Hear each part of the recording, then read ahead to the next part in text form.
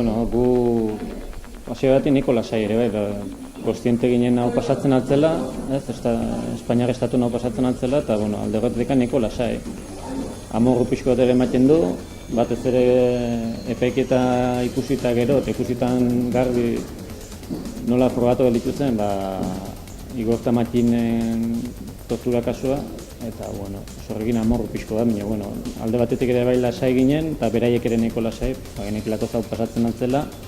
Eta abokatuek indarra duten bitxartean, eta rekurritu nahi duten bitxartean, segituko pixko bat antzina borrokan. Nik bintzat estatuaren aldetik egia Matinekin egon eta badakit zein den egia.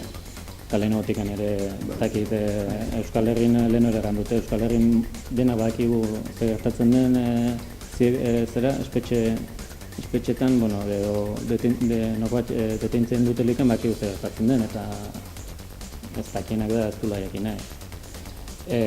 Bai uste dut garrantzitsua dena, eta lehen horren dut estateko ordezkariak ere errandu garrantzitsua da izanen dela, eta epai honek ere horretako baliozun, noztak ere estatuak ere onartzea egiten hemen zer gertatu den eta zer egin duen.